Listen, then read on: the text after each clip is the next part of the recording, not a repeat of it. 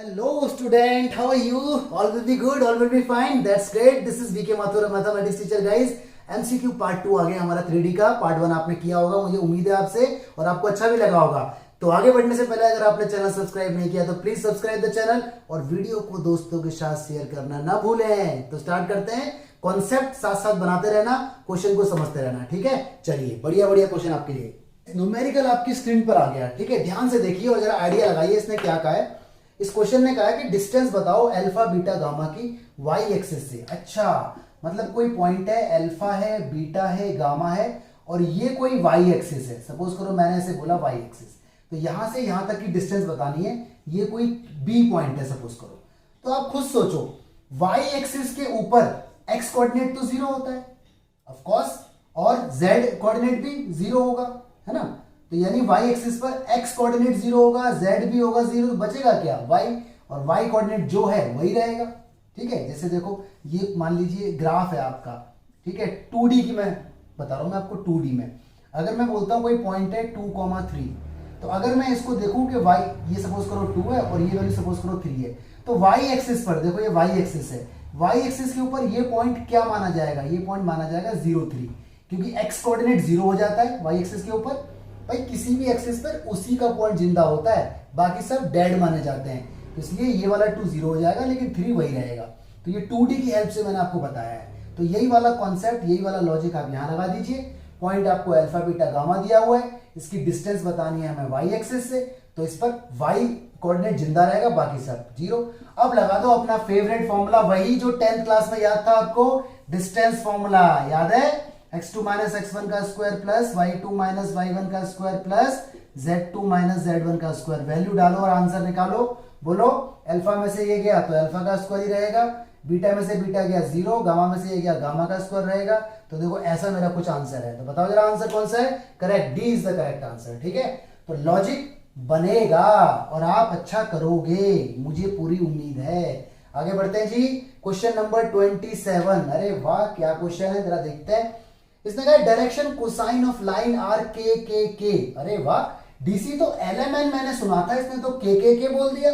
मतलब एल की वैल्यू भी के है, एम की वैल्यू भी के है, एन की वैल्यू भी के है, और मुझे पता है डीसी का रिलेशन का formula L square plus M square plus N square is equal to 1। जब मैं यहां भरूंगा के तो कुछ ऐसा बन जाएगा 3k square is equal to 1। अरे के स्क्वायर प्लस के स्क्वायर प्लस के स्क्वायर 3k स्क्वायर, यार कम ऑन, यानी के स्क्वायर इज इक्वल टू 1/3 हो जाएगा, और के की वैल्यू आ जाएगी 1/√3। प्लस और माइनस में लेनी है, क्योंकि नेगेटिव भी हो सकती है डीसी और पॉजिटिव भी। आंसर बताइए जल्दी से, D is the correct answer, ठीक है। चलिए 28 क्वेश्चन की तरफ मूव होते हुए क्या कहा इसने, distance of the plane from origin. देखो प्लेन दिया हुआ है, तो प्लेन हमारा ये रहा। प्लेन हमें वेक्टर फॉर्म में दिया हुआ है, r डॉट अजीबोगरीब 2/7 i कैप 3/7, ये माइनस है शायद, माइनस ही है शायद, क्या ये 6/7 है के कैप। आप इसे कार्टेशियन फॉर्म में भी कन्वर्ट कर सकते हैं, इज इक्वल टू 0 है। देखो ऐसे होगा ये कन्वर्ट, आई जे के हटा दो और एक्स वाई जेड लगा दो, इस तरह से ये कार्टेशियन फॉर्म में कन्वर्ट हो जाता है, ठीक है। यहाँ x लगाओ, यहाँ y लगाओ, ये 6/7, ये z इज इक्वल टू 0। ये मेरा प्लेन है, इज इक्वल टू कोई नंबर तो नहीं है, नहीं है। और भी ज्यादा मैं ऐसे अच्छे से बोल सकता हूं, लाइक दिस, माइनस का 2x माइनस का 3y प्लस का 6z इज इक्वल टू 0। तो ये मेरा प्लेन है, ओके। अब मुझे क्या करना है, मुझे निकालनी है इस प्लेन की डिस्टेंस ओरिजिन से। तो ये मेरा ओरिजिन है, यहां से यहां तक की डिस्टेंस आप निकाल दीजिए। तो ऐसा क्वेश्चन हमने पार्ट 1 के अंदर देखे थे, अगर याद हो। देखो मैं फॉर्मूला लिखूंगा, आपको याद आ जाएगा। यहां लगाते थे मॉड्यूलस, और यहां लगाते हैं क्या, बोलो जरा एक बार, बोलो, मैग्नीट्यूड। तो जब इसके अंदर आप डालोगे ना x की वैल्यू, y की वैल्यू, z की वैल्यू, तो कुछ बचेगा ही नहीं, सब जीरो। जो जब सभी जीरो हो गया तो मैग्नीट्यूड निकालने की जरूरत नहीं पड़ेगी, तो 0 विल बी माय आंसर। तो इसका आंसर बताइए जरा क्या आएगा, नन ऑफ दिस, ठीक है। क्योंकि ना तो आंसर ए है, ना आंसर बी है, ना आंसर सी है, तो इसका आंसर नन ऑफ दिस हो जाएगा, ठीक है।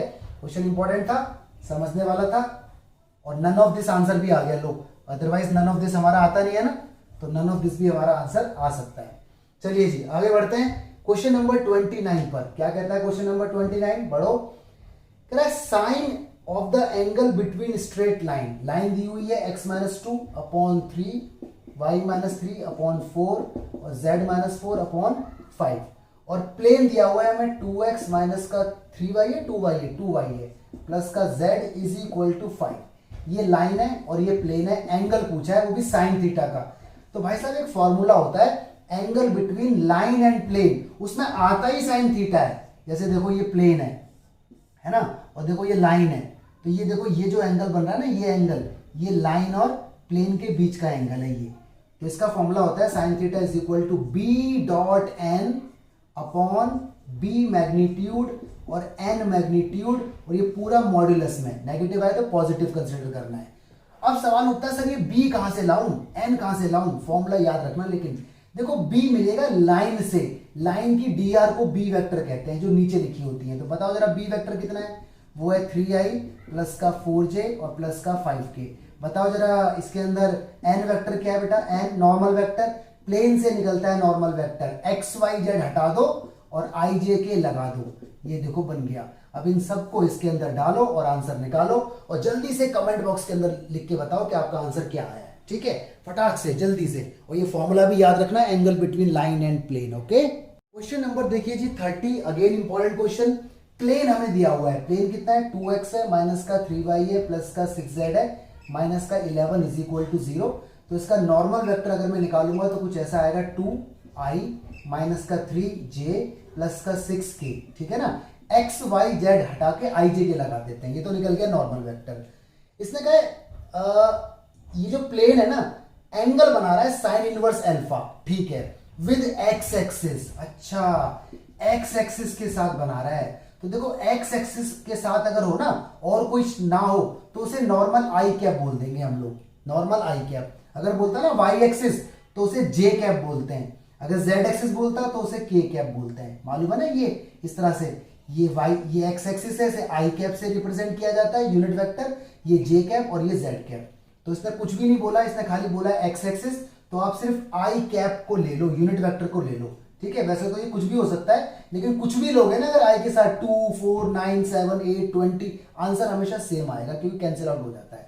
तो भाई साइन, तो हमें तो ये बात मालूम है कि ये क्या है, ये तो प्लेन है, और ये क्या है, ये लाइन है। भाई ये तो प्लेन है ना, प्लेन की देखो शक्ल ऐसी कुछ होती है। और एक्स एक्सिस क्या है, एक्स एक्सिस तो एक लाइन होती है, तो देखो एंगल हो गया लाइन और प्लेन के बीच का, तो वही कॉन्सेप्ट लगेगा।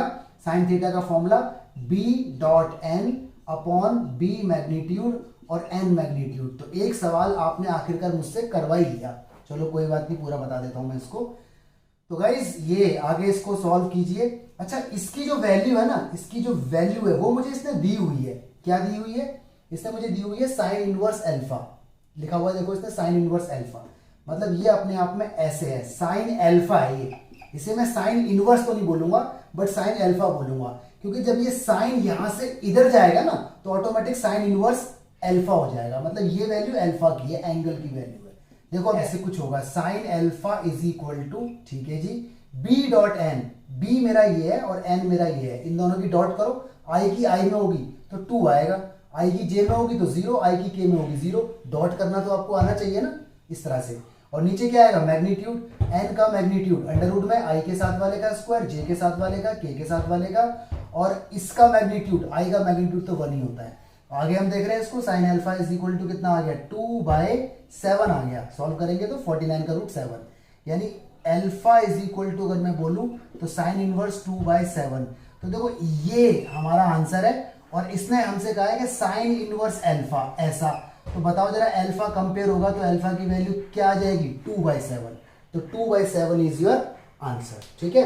कौन सा आंसर है बोलो, C is the correct answer, right. तो क्वेश्चन इंपॉर्टेंट था और 2 क्वेश्चन बैक टू बैक आ गए लाइन और प्लेन के एंगल के। तो जरा ध्यान से कॉन्सेप्ट को स्ट्रॉन्ग कर लीजिए, कंफ्यूज होने की जरूरत नहीं है। क्वेश्चन देखिए जी, आ गया, इक्वेशन ऑफ प्लेन बताओ जब डिस्टेंस फ्रॉम ओरिजिन डी हो और नॉर्मल उसका एन हो। यानी ये कोई प्लेन मेरा इस टाइप से रहा होगा, ये मेरा कोई प्लेन है, अगर मैं इसे इस तरह से कार्टेशियन प्लेन में बना के दिखाऊं आपको, तो ये मेरा ओरिजिन है, यहां से लेके यहां तक की डिस्टेंस मुझे डी दी हुई है, और इसका कोई नॉर्मल वेक्टर भी रहा होगा, ठीक है, एन वेक्टर है। तो देखो ये फॉर्मूला आपको डायरेक्ट याद रखना है, R dot N cap is equal to D, ये होती है इक्वेशन ऑफ प्लेन का फॉर्मूला। ध्यान रखें ये एन कैप है, ये तो हो गई वेक्टर फॉर्म, अगर कार्टेशियन फॉर्म पूछता तो ये होती है ए, बल्कि ये होती है इसके अंदर L X plus M Y plus N Z is equal to D, ठीक है, यहाँ पे d डिस्टेंस फ्रॉम ओरिजिन है और lmn यहाँ पर dc है। तो इस केस में ये कार्टेशियन फॉर्म, ये वेक्टर फॉर्म है, ये कार्टेशियन फॉर्म है। तो बताओ जरा answer, answer B is the correct answer. ठीक है, चलो क्वेश्चन देखते हैं जी। अगला क्वेश्चन आ गया। देखो अगला क्वेश्चन आपको स्क्रीन पर दिख रहा है। इसने कहा एक लाइन है जो एंगल बनाती है alpha beta gamma delta diagonal के साथ। ठीक है, मतलब एक लाइन एंगल बनाती है alpha beta gamma delta diagonal of cube के साथ। तो cos square cos square cos square cos square is equal to K. तो इसने कहा के बताओ क्या होगा। देखो डायग्राम जरा समझो। ये सपोज करो आपका क्यूब है, ठीक है, ये रहा मेरा क्यूब। ओके, ये मेरा क्यूब बन के तैयार हो गया। ठीक है, ये हो गई एक्स एक्सिस, ठीक है, ये हो गई वाई एक्सिस। ओके, और ये ऊपर चली गई जेड एक्सिस। ठीक है, इस तरह से 3D का डायग्राम बन के हो गया तैयार। अब जरा देखो इसके अंदर डायगोनल कितने हैं। देखो एक डायगोनल तो यहां से लेके और यहां तक होगा। तो देखो एक डायगोनल ये गया, ठीक है, एक डायगोनल देखो यहां से लेके यहां तक होगा, एक डायगोनल देखो ये गया, दो हो गए। एक डायगोनल यहां से लेके इस कॉर्नर तक होगा, एक डायगोनल देखो ये गया, तीन हो गए। और देखो एक डायगोनल इस कोने से लेके इस कोने तक गया होगा, ये गया। तो 4 डायगोनल हो चुके हैं। अब इस क्यूब के अंदर कोई लाइन आ गई रैंडमली, मान लो ये लाइन आ गई। इस लाइन ने चारों डायगोनल को कहीं ना कहीं कट किया। सपोज करो, मैंने तो वैसे ही खींच दी। सपोज करो कुछ इस टाइप से होगी कि चारों डायगोनल को ये कट करेगी। तो ये जो लाइन है चारों डायगोनल के साथ 4 एंगल बनाती है, एक के साथ अल्फा, एक के साथ बीटा, एक के साथ गामा, एक के साथ डेल्टा। तो इसने कहा है cos square alpha, cos square beta, cos square gamma और कॉस स्क्वायर डेल्टा। इसका आंसर क्या आएगा। इसने कहा के है, तो के की वैल्यू बताओ। तो अगर मैं इस क्वेश्चन को सॉल्व करने लगूंगा तो मुझे टाइम लग जाएगा कम से कम 8 से 9 मिनट, क्योंकि ये क्वेश्चन लॉन्ग है, 6 मार्क्स का है। तो आपको इसका रिजल्ट डायरेक्ट याद रखना है, 4/3 आएगा। तो ये आंसर आप याद रखें कि cos square cos square cos square cos square is equal to 4/3 जब भी ऐसा केस होगा। ठीक है, ध्यान रखें 4 बार cos है, अगर 3 बार cos होता तो आंसर 1 आता है। क्यों, याद करो l square plus n square plus n square is equal to 1। ऐसे क्वेश्चन हमने पार्ट 1 में भी देखे थे। तो यहाँ पे 4 बार cos है, तो इसलिए इसका आंसर 4/3 आपको याद रखना है। चलिए इसी के ऊपर 33 क्वेश्चन आता है, मैं इसको रब नहीं कर रहा हूं। ठीक है, 33 क्वेश्चन देखो इसी के ऊपर क्या कहा है इसने। 33 क्वेश्चन ने कहा है कि a line makes angle alpha beta gamma delta with diagonal this। तो sine square sine square sine square sine square क्या होगा। ठीक है, कि डेल्टा बना हुआ है, ये जो डेल्टा के साथ है। ओके, तो इसने साइन स्क्वायर के साथ वैल्यू मांगी है, तो क्या आंसर होगा जरा बताते हैं। तो भाई साइन स्क्वायर में तो हमें याद नहीं है, लेकिन हमें ये याद है कि कॉस स्क्वायर में जब भी ऐसा होता है तो 4/3 होता है ना। ये आपने अभी अभी याद किया है, मैंने आपको याद करवाया है। तो कॉस स्क्वायर को साइन बना लो ना, 1 minus sine square alpha, 10th class का फॉर्मूला। इस कॉस स्क्वायर को भी साइन बना लो, 1 माइनस साइन स्क्वायर बीटा, इसको भी साइन बना लो, 1 माइनस साइन स्क्वायर गामा, इसको भी साइन बना लो, 1 minus sine square delta is equal to कितना है 4/3। ये वाला साइन, ये वाला साइन, ये वाला साइन, ये वाला साइन, चारों साइन उधर ले जाओ। ठीक है, और ये 1 1 1 1, तो ये 1 1 तो 4 हो गए, 4/3 इधर आएगा तो माइनस का हो गया, और ये साइन सारे उधर जाके देखो प्लस के हो गए। ठीक है, कुछ नहीं किया मैंने, इधर का उधर, इधर का उधर और इधर का उधर किया है। ठीक है, समझ जाना। इधर आप एलसीएम ले लो, 3 4 12, 12 में से गया 8/3, यानी इसका आंसर 8/3 आ गया। तो ये आपको याद रखना है। ठीक है, 1 मार्क्स में आएगा। अगर ज्यादा मार्क्स में आएगा तो मैंने अपनी वीडियोस में इस दोनों क्वेश्चन सॉल्व किए हुए हैं, जो मैंने डिटेल्ड वीडियो बना रखी है अपने चैनल के ऊपर। ठीक है, लेकिन एमसीक्यू में आपको याद रखना है। चलिए, तो हमारे कितने क्वेश्चन हो गए जी, 33 तक आ गए हम। तो 33, तो याद रखना कॉस वाला रिजल्ट आपको याद रखना है 4/3, और साइन का अगर आ जाए तो आपको डिराइव करके निकाल देना है फॉर्मूला लगा के। क्वेश्चन देखिए गाइस 34, क्या कहा है इसने, डिस्टेंस बिटवीन 2 प्लेन। एक प्लेन मुझे दिया गया है 2x प्लस का 3y प्लस का 4z इज इक्वल टू 4। अच्छा, प्लेन जब भी दिए होंगे ना वो हमेशा मिनिमम फॉर्म में होने चाहिए। मिनिमम फॉर्म समझते हो, देखो x के साथ 2 है, 3 है, 4 है, और कोई नंबर ऐसा नहीं है जो इसे डिवाइड कर दे। मान लो ये ऐसा होता 6x, ठीक है, यहां होता 6y, यहां होता 8z, यहां होता 12, तो वो 2 से डिवाइड हो सकता था, तो उसे डिवाइडेड फॉर्म में लेना है। तो ये डिवाइड नहीं हो सकता, तो यहीं पे छोड़ दो। एक और प्लेन हमें दिया हुआ है, ये प्लेन का डायग्राम अगर मैं ऐसे बना दूं तो ये बन गया। एक और प्लेन मुझे दिया हुआ है, वो है 4x करके, 4x है, साथ में 6y है, और कितना है जी, साथ में 8z है, और इज इक्वल टू कितना है 12 है। ठीक है, ये मिनिमम फॉर्म के अंदर नहीं है, तो उसे मिनिमम फॉर्म में लाओ, मतलब डिवाइड हो सकता है तो डिवाइड कर दो। देखो अगर ये कांस्टेंट टर्म डिवाइड ना भी हो ना, मान लो ये 4 है, ये 6 है, ये 8 है, और सपोज करो यहां होता 11, तो आप देखो 2 से ये डिवाइड हो रहा है, ये डिवाइड हो रहा है, ये डिवाइड हो रहा है, ये डिवाइड नहीं हो रहा, तो भी हमें मिनिमम फॉर्म में लेके आना है। कांस्टेंट डिवाइड हो चाहे ना हो, वेरिएबल सारे डिवाइड होने चाहिए। तो वेरिएबल सारे यहाँ पर 2 से डिवाइड हो रहे हैं, बल्कि यहाँ पे तो ये भी डिवाइड हो रहा है, तो अच्छी बात है, हो रहा है तो ठीक है, वरना हम डिवाइड में लिख देते। 2 से करो डिवाइड, ये 2x हो गया, ये 3y हो गया, ये 4z हो गया, और ये 6 हो गया। अगर यहाँ 11 होता तो 11/2 आ जाता, ठीक है। तो x y z डिवाइड होने चाहिए। ध्यान से देखो, ये वाला और ये वाला प्लेन दोनों प्रोपोर्शनल निकल आए, ये भी सेम है और देखो ये भी सेम है। कांस्टेंट अलग अलग हो सकते हैं, कांस्टेंट से कोई मतलब नहीं है, वो अलग हो सकते हैं, तो ये अलग अलग है, कोई दिक्कत नहीं, लेकिन देखो बाकी सब कुछ बिल्कुल सेम है। तो इस हालत में देखने में सेम नहीं लग रहे थे, इस हालत में तो अलग अलग लग रहे थे, ये 2 है, ये 4 है, इसीलिए मैंने कहा कि मिनिमम फॉर्म में हमेशा होना चाहिए, तो मिनिमम फॉर्म में ले आए।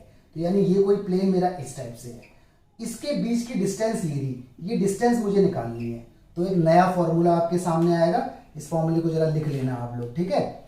इसे बोलते हैं डिस्टेंस बिटवीन 2 पैरेलल प्लेन्स, यानी 2 पैरेलल प्लेन्स के बीच की डिस्टेंस। 2 प्लेन पैरेलल हो गए, तो फॉर्मूला होता है ये, ऊपर मॉड्यूलस, नीचे आएगा मैग्नीट्यूड। मैग्नीट्यूड आपको पता है a² + b² + c², यहाँ आएगा d1 - d2। अब बात आती है ए बी सी कौन सा लूं, इस प्लेन का या इस प्लेन का? अरे दोनों के तो सेम है, जो ए बी सी 2 3 4 यहां पर है वो इसके है, इसके नहीं लेने थे। क्यों? क्योंकि ये मिनिमम फॉर्म में नहीं था, तो मिनिमम फॉर्म में कन्वर्ट होने के बाद ए बी सी काउंट करना है। d1 4 है, d2 6 है, डालो इसके अंदर, d1 की जगह 4, यहां पर 6, अपॉन में लगाओ मैग्नीट्यूड, 2 का 4 हो गया, 3 का 9 हो गया, 4 का 16 हो गया, ये कितना हो गया माइनस का 2, लेकिन मॉड्यूलस हमेशा पॉजिटिव वैल्यू लेता है, और यहां पे कितना हो गया बोलो 29। तो दिस इज माय रिजल्ट 2/√29। बोलो आंसर डी, ठीक है। इसमें ये मिनिमम फॉर्म वाला कॉन्सेप्ट ध्यान रखना, सीबीएसई के अंदर आया हुआ क्वेश्चन है, कर लेना याद से, ठीक है। और मिनिमम फॉर्म पता होनी चाहिए कि हाँ कब प्लेन पैरेलल होते हैं, प्रोपोर्शनल होते हैं वो एक्चुअली। चलिए जी अगला क्वेश्चन आ गया, इसने कहा रिफ्लेक्शन ऑफ द पॉइंट बताओ। नई बात आ गई भाई साहब, अल्फा बीटा गामा कोई पॉइंट है और ये कोई प्लेन है, ये हमारा कोई प्लेन है जिसका नाम है एक्स वाई प्लेन। मतलब इस पर एक्स कोऑर्डिनेट है और वाई कोऑर्डिनेट है। एक्स कोऑर्डिनेट है मतलब जो एक्स है वो एक्स ही रहेगा, जो वाई है वो वाई रहेगा, जेड कोऑर्डिनेट यहां पर नहीं है। इसने कहा इसकी रिफ्लेक्शन बताओ। रिफ्लेक्शन का मतलब इसकी परछाई, मतलब इसकी इमेज, यहां पर ये इसकी इमेज बतानी है। तो जब भी ऐसा क्वेश्चन आ जाए ना, बिल्कुल सेम टू सेम ले लेना है, बिल्कुल इसको नहीं छेड़ना, ठीक है। क्या आंसर लेना है आपको? जो ये आंसर है। अब देखो यहां पर कौन है, एक्स है, यहां पर वाई है, यहां पर कौन नहीं है, यहां पर जेड नहीं है, तो बस एक्स कोऑर्डिनेट ऐसे छोड़ दो क्योंकि एक्स कोऑर्डिनेट रहेगा, वाई कोऑर्डिनेट ऐसे छोड़ दो, और जेड कोऑर्डिनेट जैसा दिख रहा है उसको अपोजिट साइन के साथ ले लो। अगर प्लस का दिख रहा है तो नेगेटिव, नेगेटिव दिख रहा है तो प्लस का, तो ये इसकी रिफ्लेक्शन है, ठीक है। तो ध्यान रखना, एक्स वाई प्लेन पर अगर रिफ्लेक्शन निकालनी है एक्स वाई प्लेन पर, तो एक्स और वाई ऐसे रहेंगे, जेड वाला नेगेटिव हो जाएगा। अगर यहाँ वाई जेड प्लेन होता, वाई जेड, तो वाई और जेड ऐसे रहते, एक्स नेगेटिव हो जाता, ठीक है। ऐसी देखो इसी के ऊपर एक बात आती है, मान लो मैं आपसे बोल दूं 2,0,0, इसकी रिफ्लेक्शन मुझे बताओ, तो आप यहाँ पे देख रहे हो कि ये एक्स एक्सिस के ऊपर है, बाकी तो कुछ है ही नहीं, तो इसका मतलब ये 2 0 0, बाकी सब 0 0, तो इसकी रिफ्लेक्शन यहां होगी, तो इसका आंसर आ जाएगा -2 0 0, ठीक है, -2, क्योंकि बाकी सब 0 है, तो यही वाला साइन चेंज हो जाएगा। तो ये लाइन के ऊपर था, इसको आप ध्यान रखें कॉन्सेप्ट को, ठीक है। तो क्वेश्चन 1 मार्क्स के अंदर आ सकता है, पूरी बात अच्छे से समझ लें, नोट कर लें, नोट्स बना लें। क्वेश्चन नंबर 36 आपकी स्क्रीन पर आ गया। इसने कहा Cartesian equation of the plane बताओ। अरे ये तो बहुत ही ईजी है, ये तो बहुत लड्डू क्वेश्चन, ये तो पार्ट 1 के अंदर होना चाहिए था, यहां कहां से आ गया ये?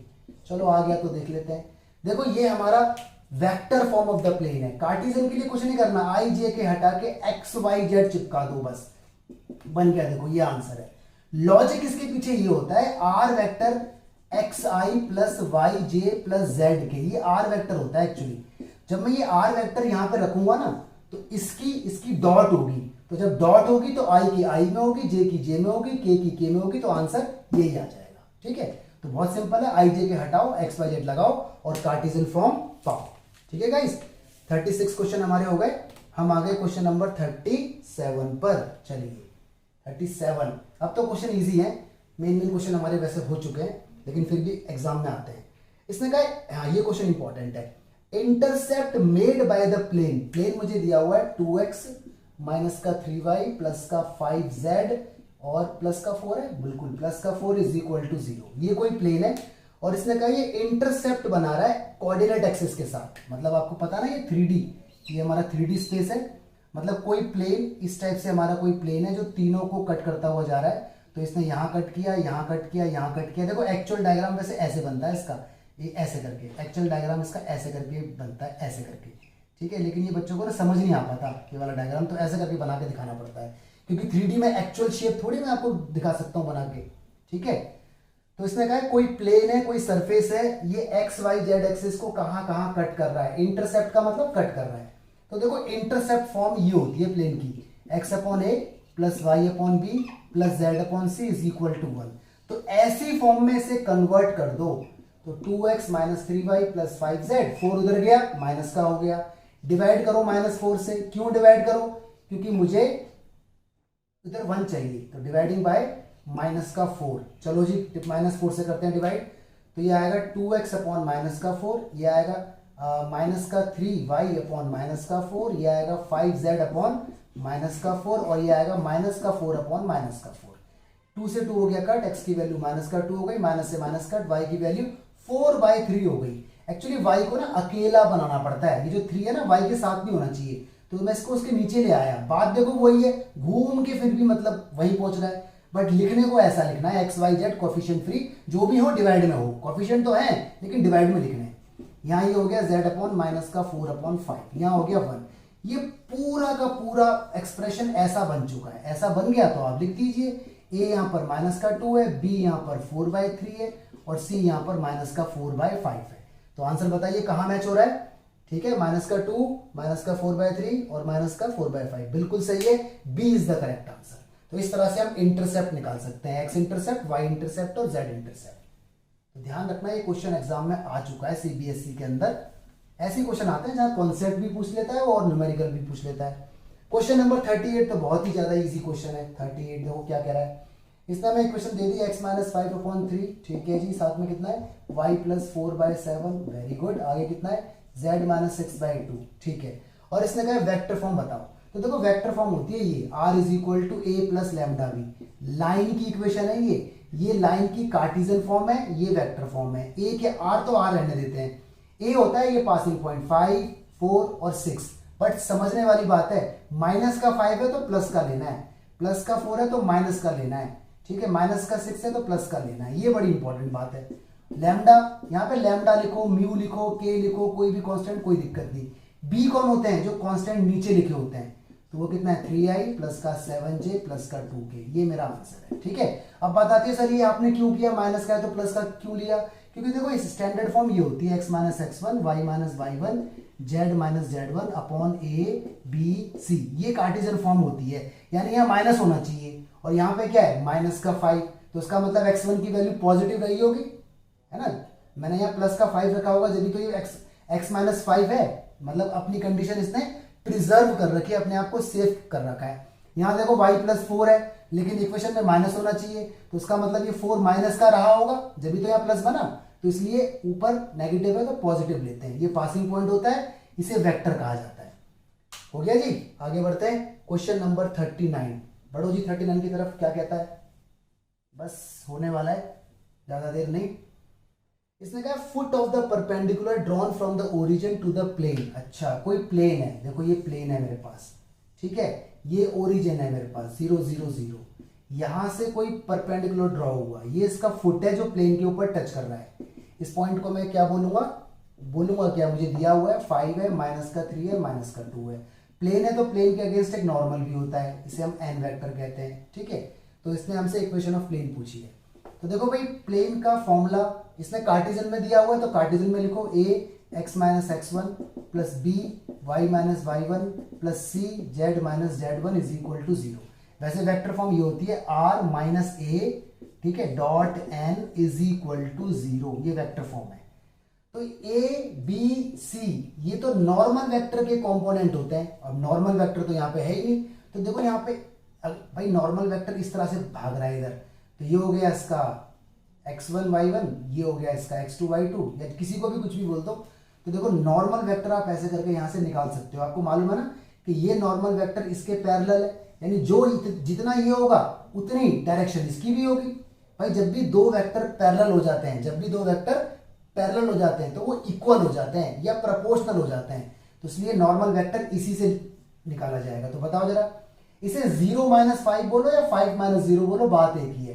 तो मैं 5 - 0 बोल देता हूं, ठीक है, ऐसे करके 5 - 0 साथ में i कैप, इधर -3 - 0 साथ में j कैप, इधर -2 - 0 साथ में k कैप। तो ये हो गया 5i माइनस का 3j और माइनस का 2k, इस तरह से आ गया, ठीक है।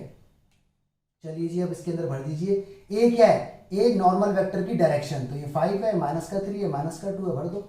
ए की जगह 5 आएगा, अभी इसको ऐसे रहने देते हैं। बी की जगह माइनस का 3 आएगा, इसको ऐसे रहने देते हैं। सी की जगह माइनस का 2, इसको ऐसे रहने देते हैं। चलो जी, x माइनस x1, x1 क्या है? Passing point. तो भाई प्लेन पे पासिंग पॉइंट यही तो है, तो इसी पॉइंट को इसके अंदर रख दो। x1 की जगह 5 आ जाएगा, y1 की जगह y माइनस y1 प्लस का 3 हो जाएगा, z1 की जगह माइनस का 2 प्लस का 2। सॉल्व कीजिए, 5x हो गया, 25 हो गया, 3y हो गया, 9 हो गया, माइनस का 2z माइनस का 4 इज इक्वल टू 0।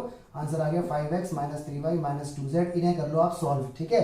तो मेरे ख्याल से 38 आएगा, तो ये मेरा आंसर माना जाएगा। बताओ जरा कौन सा आंसर है? 5x minus 3y plus 2z, 5x minus 3y minus 2z, 5x minus A is the correct answer, ठीक है। तो इस क्वेश्चन में समझने वाली बात ये थी कि जो नॉर्मल वेक्टर है वो इसके पैरेलल है, तो जो इस लाइन की dr होंगी वही इसी की dr होंगी, और dr निकालने का फॉर्मूला होता है x2 माइनस x1, है ना। 5 माइनस 0 वो dr है, दिस माइनस दिस वो dr है। तो या तो dr अलग निकाल लो या वेक्टर निकाल के निकाल लो, तो आपकी मर्जी है, आप देख लेना इसे, ठीक है। चलिए जी लास्ट क्वेश्चन आ गया इस वीडियो का। हैप्पी हो जाओ जरा, खुश खुश हो जाओ। तो ये तो छोटी वीडियो है कंपैरिजन टू अदर वीडियोस। इसमें लिखा हुआ है 2 lines intersect each other if shortest distance between them. भाई दो लाइन एक दूसरे को अगर काट रही है तो उनके बीच की शॉर्टेस्ट डिस्टेंस कभी ना कभी तो 0 होगी। तो शॉर्टेस्ट डिस्टेंस 0 होती है अगर दो लाइन आपस में इंटरसेक्ट करती हैं तो, ठीक है। तो आंसर हो गया हमारा क्या है इसका? 0, यानी B is the correct answer. Alright, तो गाइज ये थे हमारा 3D का पार्ट नंबर 2। क्वेश्चन बहुत इजी थे। पार्ट नंबर 3 भी आएगा, उसके अंदर क्वेश्चन थोड़े से डिफिकल्ट रहेंगे। आप चैनल के साथ कनेक्ट रहना, वीडियो को देखते रहना, दोस्तों के साथ शेयर जरूर करें। Thank you, God bless you, stay blessed, study hard.